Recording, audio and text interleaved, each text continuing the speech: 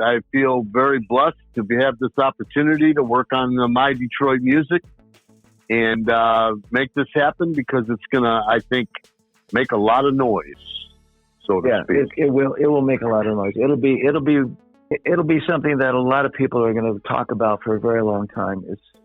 It's going to be fully loaded. And Ron, with guys like you, man, the support that you've given, both of us, and just talking to us and letting us let some of the world know that it's coming, and it's going to be deep, and it's going to be wide, and it's going to be fantastic. And this is kind of almost like a dream come true because I got every record Motown made, I'm sure, in my 45 collection. I have a jukebox at home. Took an old Wurlitzer and redid the whole thing digitally.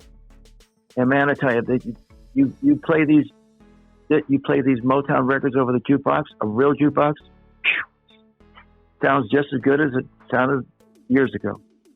It's just fun. And I don't know how you can't. Go ahead.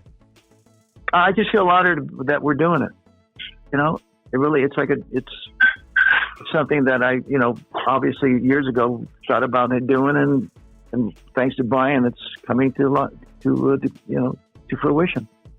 What is the biggest thing that you hope people take away from this project, Denny? And then, and if you could answer the same question, Brian.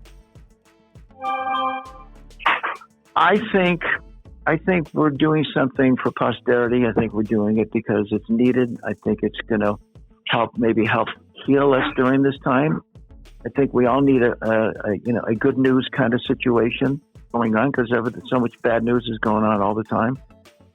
I think it could be a nice musical escape for people to go, join back years in their life and bring them up to current about their youth and being enamored by all the Motown stuff and what Detroit did. And, Dennis Coffey and those guys. These guys were like, I worked with Glenn Frey from the Eagles when I was at Universal, and I was up in Colorado at his house in Colorado, and we're talking. I said, "So where are you from originally?"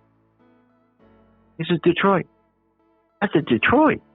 Really?" He said, "Yeah, I was born and raised in Detroit."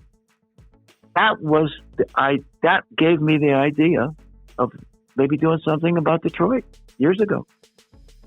But, without Brian, I would be... Well, to that point, it's not just artists from Michigan and Detroit, but when I think of, bands like Triumph and Kiss and Jay Giles, who weren't from Detroit, but took Detroit as Journey did too, took to Detroit almost like a second home. So there's something to that other than the fact that just people coming from here. I think it says something to the people who live here. It's the people who live here. The music has always resonated with the people who live here. And it goes back to the days in Paradise Valley at the Flame Show Bar and the Paradise Theater and all those bars. And the reason why those bands loved to come here back in the day. Mr. King told me that all Ella Fitzgerald and all the Sam Cooke, all those great artists, when they came to Detroit, they left their bands at home. Wow. The crowds were the best. And Mr. King said that. Everybody loved to come here because the people loved the music so much. That's what helped make the musicians here so good, is because they knew the people knew. There's just something about it's not just the musicians and the singers, it's the people in this area. And like you said, when Kiss, Jay Giles, I got to know Gene Simmons and Paul Stanley, and I knew Steven Tyler, and Peter Wolf. I jammed with Peter Wolf. He came to see our band, and we brought him up on stage, and we did Looking for a Love, and it was like, in talking to them, all those guys, they always said our favorite place to play is Detroit. The people in Detroit are different than anywhere else.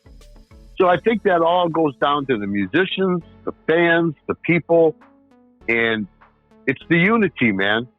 That's what brings us all together here, is the music.